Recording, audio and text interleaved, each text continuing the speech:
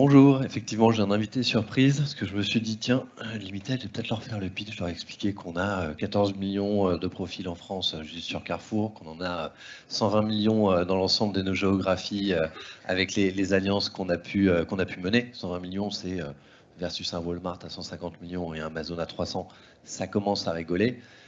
Mais comme on est ici, je me suis dit qu'on allait essayer d'avoir un discours un peu plus sympa. Et donc, je suis venu accompagné de Lorenz, que vous connaissez probablement tous déjà très bien, qui est le CEO de Retail for Brand. Et l'idée pour nous aujourd'hui, c'est de vous parler un petit peu des tendances qu'on identifie, notamment au niveau de la vidéo et de la télévision. Merci Lorenz. Merci Alexis. L'invité surprise, les gens vont s'attendre à Zidane, quelqu'un comme ça. Bon, je suis pas Zidane, je suis désolé. Je vais juste présenter parce qu'il n'y a pas ma photo quand même, parce que tout le monde ne me connaît pas. Je suis le fondateur de Retail for Brands. On est des spécialistes, on accompagne les annonceurs principalement, mais aussi les agences et certaines régies sur la construction et la définition de ce que c'est que le retail média. Parce qu'en fait, Geneviève, tu en as un petit peu parlé, tout le monde parle de retail média. Tout le monde a une offre retail média. Mais c'est quoi le retail média déjà? Et c'est quoi la différence entre le retail média et la retail data?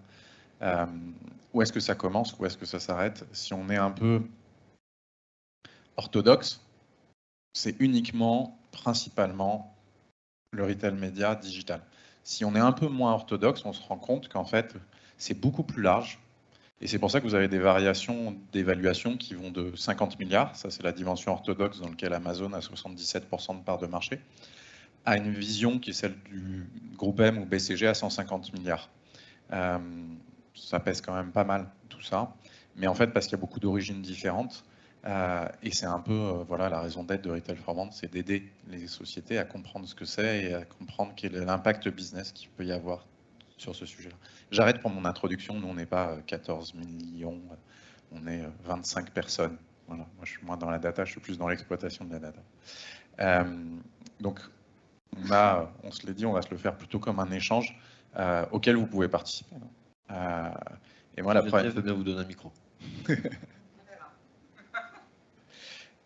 Donc c'est moi qui vais poser la première question, c'est Alexis, comment tu es arrivé au Retail Media? Tu étais à l'époque au Figaro, et on a des parcours parallèles avec Alexis, mais des deux côtés, lui côté sell et moi côté buy. Exactement. Effectivement, en fait, moi j'ai eu la chance d'avoir de pouvoir travailler au Figaro et de travailler notamment sur tous les sujets de déploiement digitaux. Et c'était une expérience absolument incroyable.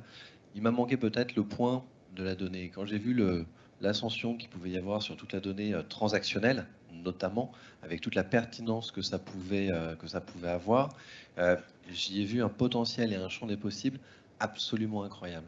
Et encore une fois, j'ai tendance à souvent expliquer la complémentarité qui existe entre le média et le retail média. C'est-à-dire qu'en fait, on est deux cousins. C'est-à-dire qu'on a chacun des objectifs différents et qui vont se rejoindre à la fin. Mais les moyens ne sont pas tout à fait les mêmes. C'est-à-dire que le média va aller produire du contenu de qualité. C'est ce qui va permettre d'attirer les audiences, qu'ensuite on va pouvoir mieux valoriser par l'intermédiaire du retail média et de notre data. On va y revenir tout à l'heure, mais je pense que c'est un point qui est extrêmement important. C'est-à-dire que dans le retail média, oui, il y a tout ce qu'on va faire en in-store qui représente encore quand même la moitié de nos business. Faut aussi l'avoir en tête. Et il y a tout ce qu'on va être capable de faire sur nos sites, avec une question qui pourrait se poser, où est la limite du trade marketing et où commence le retail média?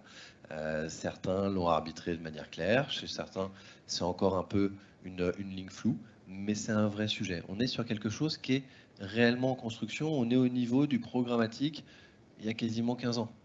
Donc on est vraiment encore, allez, il y a peut-être 10 ans, mais en tout cas on est encore au balbutiement du retail média, notamment sur le digital et tous les usages qui s'ouvrent à nous.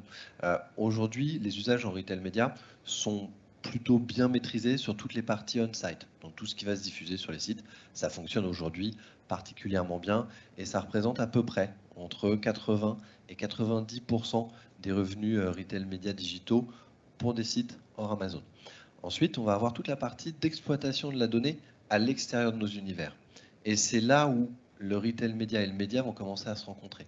C'est grâce à la donnée des retailers qui aura été structurée qu'on va pouvoir venir nourrir les médias de qualité qui auront créé du contenu et et je pourrais y revenir, mais une publicité sur le Figaro, ça fonctionne et c'est pas cher quand on est capable de mesurer le bon KPI, à savoir l'effet sur les ventes. C'est la même chose sur Ouest France que tu évoquais tout à l'heure. Le média a une valeur, c'est la même chose sur les chaînes de télé. Le contenu drive un intérêt qu'on est capable de mesurer et de valoriser en retail média. Et c'est là où nos intérêts vont converger au bout d'un moment. Voilà, je ne vais pas en raconter plus que ça, mais c'est vrai qu'aujourd'hui, la tendance forte, c'est certes le déploiement du on-site qui est quasiment en cours. Hein. Aujourd'hui, si on prend le marché français, 68% des retailers disposent d'une offre de retail média, notamment on-site. Sur la partie off-site, c'est plus compliqué. Est-ce que ça présuppose d'avoir structuré sa donnée? Et là, on commence à être beaucoup moins à pouvoir vraiment jouer à scale. Mais peut-être que tu peux nous en dire un petit peu plus sur comment toi, tu es arrivé de la direction d'Avas à monter Retail for One. Quoi est-ce que tu identifies aujourd'hui comme grande tendance? Alors, la boîte est jeune, elle a 4 ans. Moi, je suis jeune. Non, c'est pas vrai, j'ai 45 ans. 4 ans en retail média, c'est déjà bien. Et en fait, pourquoi j'ai voulu créer une agence spécifique quand on est dans une grosse agence, une grosse entité, on est confortable. Hein, pour ceux qui sont déjà allés chez Havas, on était plutôt nous au sous-sol, donc c'était la moquette était peut-être pas aussi épaisse que ça. Mais on sent chaud. Et fondamentalement, pourquoi passer de 200 personnes ou 2000 personnes à 20 personnes? C'était pour créer de la simplicité. Pourquoi? Parce que déjà, dans le retail média, effectivement, c'est la collision de deux mondes. D'un côté le retail et de l'autre côté le média. Si vous pensez que les acheteurs en agence sont des gens difficiles, je vous invite à faire partie d'une négociation entre Coca et Leclerc, je veux dire, donc, on est dans une brutalité sans nom. Tu as raison de citer quelqu'un d'autre. Sur cette partie. Et la réalité, c'est qu'en fait, si on s'arrête juste à la brutalité de la négociation, on n'a pas compris en fait l'objectif. En réalité, retailer et industriel, parce que quand on parle dans le retail média, on parle plus de marque, on parle d'industriel. En fait, ils ont un intérêt convergent, c'est de vendre leurs produits au meilleur prix aux consommateurs, en s'adaptant à ce que le consommateur va rechercher. Et là où Retail for Brand a une fonction qui va au-delà du retail média, c'est de capter en fait tous ces points, tous ces data points qui permettent de mieux qualifier et de créer une profitabilité commune. Et c'est là où en fait ça commence à devenir réellement intéressant. C'est-à-dire que le retail média a à la fois cette dimension de média, mais si on prend la définition pure du média, ce n'est qu'un, alors quand on faisait nos cours de, c'est un truchement, voilà, moyen, média, pour arriver à un objectif business. Et c'est là où c'est intéressant. C'est pour ça que je suis arrivé au retail média. C'était de remonter en fait à la nature même du média et qui est le moyen de communication et de connexion entre un industriel, un produit, et la vente de ce produit-là. Et c'est ça la tendance fondamentale qu'on est en train de voir. On va dire que l'environnement du on-site, il est à peu près maîtrisé à la fois par l'écosystème. On va dire à peu près, il y a toujours des choses à améliorer, sinon j'aurais pas vraiment de business et Alexis n'aurait pas de potentiel de développement court terme. Mais donc les gens savent à peu près optimiser des campagnes, ils savent gérer leur assortiment, ils savent prioriser des stocks, ils savent l'intégrer dans des négociations. Mais la réalité, c'est en fait comment tu vas utiliser la data et comment tu vas pouvoir exploiter la data pour mieux qualifier une audience, non pas sur qui ils sont, mais ce qu'ils consomment. Si je suis PepsiCo, par exemple, est-ce que je vais m'adresser à des audiences qui vont acheter plutôt des marques et donc qui peuvent potentiellement m'acheter du Lipton Ice Tea? Ou est-ce que c'est des gens, c'est des consommateurs qui n'achètent jamais de liquide, donc sur lequel ça ne sert à rien de faire de la publicité? Et c'est là en fait toute la puissance qu'on est en train de voir. C'est qu'on ne va plus qualifier une audience par rapport à qui ils sont, mais par rapport à ce qu'ils consomment et par rapport à leur potentiel business. Ça, c'est la tendance de fond qu'on voit et qui est structurelle. Et en plus, je pense que c'est le thème qu'on a derrière par ailleurs. Donc moi, j'ai une question pour toi, parce qu'on a parlé beaucoup des plateformes. C'est un vecteur de business quand même. Pour moi, c'est un vecteur de business. C'en est un pour nos clients, c'en est aussi pour la Maïf. On en a parlé quand ils ont arrêté Facebook, ça a eu un impact. Toi, Amazon, ça te fait du mal? C'est une bonne question. Est-ce que ça me fait du mal? Honnêtement, assez peu, pour la simple et bonne raison, et c'est plutôt, ça vient, pour moi, venir, allez, on va dire, former le marché et susciter de l'intérêt. Ça reste un concurrent, c'est évident, mais on a cette chance inouïe d'être très majoritairement orienté vers le food. Et le food, c'est quelque chose qui est extrêmement compliqué à opérer. Et il y a un point que tu as souligné tout à l'heure, mais qui est fondamental dans tout l'écosystème retail média, c'est toute la partie logistique. C'est-à-dire que si vous voulez augmenter vos ventes de 8%, le premier truc à faire, c'est de vous assurer que le produit il est en rayon. Avant de faire de la pub, avant de faire ce que vous voulez, si votre produit il est en rayon, vous augmentez ses ventes. J'ai enfoncé une porte ouverte, mais ça a une incidence très nette sur tout ce que vous êtes susceptible de faire par ailleurs. Ensuite, quand vous communiquez sur un site internet comme le nôtre, vous allez augmenter vos ventes. Si vous avez géré toute la partie logistique en amont, qui se gère plus de 2 à 3 mois avant le lancement de la campagne, vous allez augmenter vos ventes de 30 à 40% minimum. Ça, c'est quelque chose qu'on constate systématiquement sur le on-site. Donc, la partie food aujourd'hui est extrêmement spécifique pour tout un tas de raisons de contraintes logistiques qui font que on est assez peu challengé sur cet univers-là par Amazon. Sur les autres univers, on commence à avoir une taille significative suffisante dans les marchés dans lesquels on opère pour être considéré. Et être considéré face à Amazon, on est déjà heureux. Voilà, en toute humilité. Maintenant, l'objectif pour nous, c'est d'aller plus loin. Mais avec 14 millions de VU qu'on est de loguer, pardon, qu'on est capable de diffuser, parce qu'il faut se comprendre en retail média, notre donnée, elle est liquide. C'est-à-dire qu'elle a vocation à venir irriguer vraiment tous les médias. C'est facile à dire comme ça, mais ça présuppose d'avoir une capacité à gérer de la réconciliation d'ID. Ça présuppose de pouvoir s'interfacer avec l'ensemble des outils d'achat, simplement. Et je ne suis pas dans une logique ici d'opposer les grandes plateformes finalement aux petits éditeurs, dinosaures ou autres. Il y a des producteurs de contenu qui ont une valeur. Et moi, ce que je vais chercher, c'est le contenu, parce que le contenu drive la qualité de l'exposition qui va driver la performance. Donc moi, je suis ravi d'acheter du média, que ce soit sur Netflix, que ce soit sur YouTube, ou que ce soit sur Ouest France, Le Figaro, ou potentiellement TF1. C'est ça aujourd'hui qu'on est capable de faire. Et c'est ça aujourd'hui qui fonctionne. Quand on noue un partenariat avec la donnée, avec M6 par exemple, c'est justement dans cette logique-là. C'est de s'assurer qu'on va avoir le bon niveau de segmentation et de mesure dans un univers qui est sécurisé. Et c'est une différence qui est fondamentale par rapport à ce qui s'est passé avec le programmatique.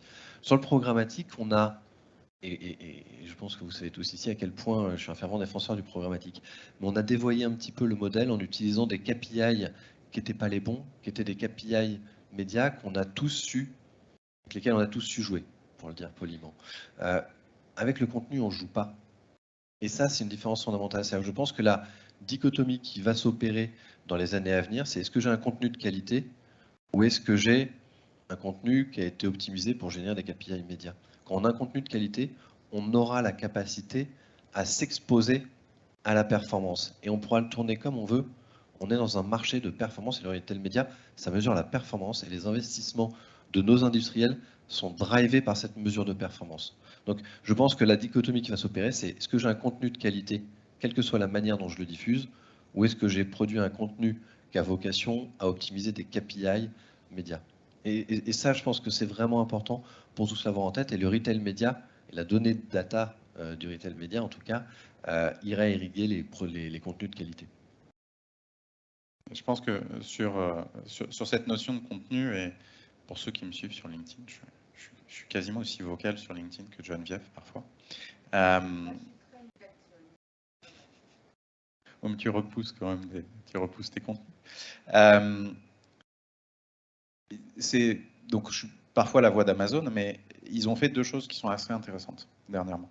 La première, c'est qu'ils ont considéré de manière beaucoup plus agressive qu'à partir du 1er janvier, l'ensemble des contenus Prime Video étaient éligibles à la pub.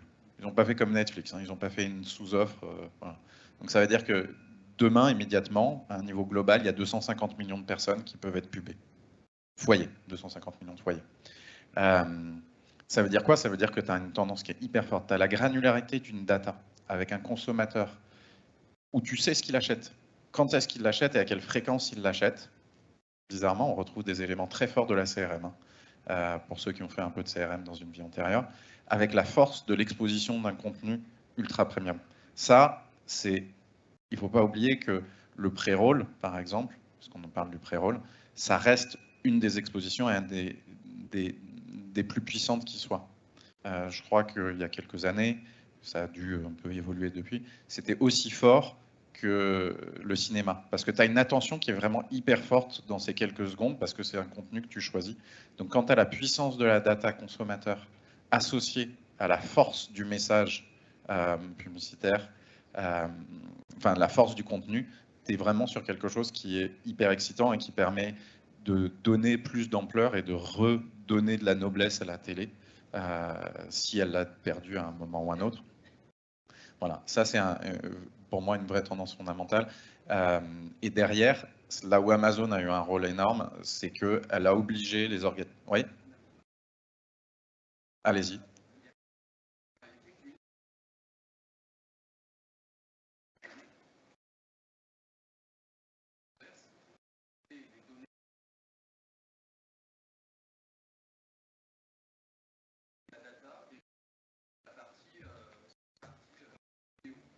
Je traduis pour ceux qui suivent en ligne. La réglementation européenne parle de siloter la data et là, on parle avec l'évolution d'Amazon d'une data complètement désilotée. Alors, on regardera ce que Alexis monte aussi par ailleurs.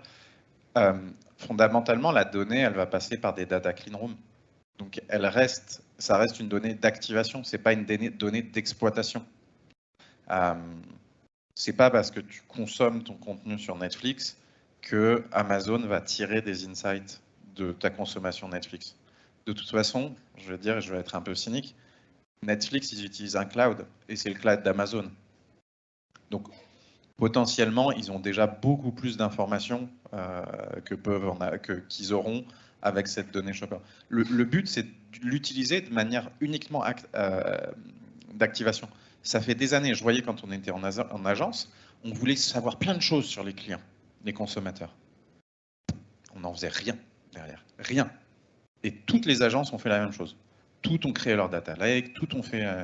mais fondamentalement, on n'est pas Criteo, on n'est pas Epsilon, on n'est pas des gens qui exploitent la donnée. Carrefour, je me souviens de la première conversation qu'on a eue sur le sujet avec Alexis, c'est qu'ils ont 200 ingénieurs qui exploitent de la donnée day in, day out toute la journée pour augmenter la customer value du consommateur, que ce soit pour eux ou pour les industriels.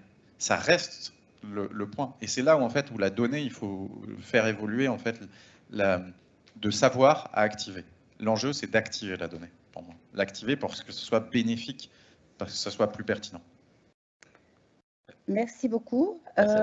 J'ai une dernière question pour Alexis. Donc, vous étiez avec Criteo, maintenant vous êtes avec Publicis. Qu'est-ce qui s'est passé? Qu'est-ce qui s'est passé? C'est une très bonne question. Ce qui s'est passé, c'est qu'on a compris en fait que pour opérer sur le retail média, la technologie est fondamentale. C'est-à-dire que si vous n'avez pas les meilleures technologies aujourd'hui, vous pouvez pas exploiter correctement les choses. Nous, on avait besoin aujourd'hui d'une technologie qui pouvait gérer l'ensemble de la chaîne, à savoir l'on-site dans ses meilleurs aspects de display, de search, avec cette logique d'unification off-site, sans rentrer dans trop de détails, c'est-à-dire qu'on a aujourd'hui une plateforme avec Citrus qui va nous permettre de gérer non seulement les publicités on-site, mais avec un one-click, une extension de cette campagne vers du off-site, donc vers des univers médias, qui seront les vôtres, avec un rapport unifié, avec une réconciliation de l'ID. Ça, en fait, c'est absolument fondamental. Je pourrais ajouter après les fonctionnalités de bidding qui vont permettre en self-service de gérer du bidding sur l'ensemble de nos positions, ce qui de la même manière n'existe pas. Et je terminerai peut-être avec les fonctionnalités de revenu management et de yield qui sont directement intégrées à la plateforme et qui permettent à n'importe quel éditeur aujourd'hui de venir particulièrement optimiser son pricing par catégorie, puisque j'ai parlé peu de technologie aujourd'hui, mais c'est absolument fondamental. Et c'est d'ailleurs un élément de segmentation très fort des acteurs. C'est-à-dire qu'en fait, si je suis un peu provocateur, il n'y a vraiment que les très gros qui peuvent aujourd'hui jouer en retail média at scale. Et c'est d'ailleurs toute l'ambition de Unlimited, c'est justement de pouvoir proposer à des retailers peut-être de taille intermédiaires de pouvoir vraiment jouer et de bénéficier de cette capacité, de la traction qu'on est capable de leur apporter. Merci beaucoup, on peut les applaudir. Et je cherche la ZAPEC, je ne sais pas si vous l'avez vue.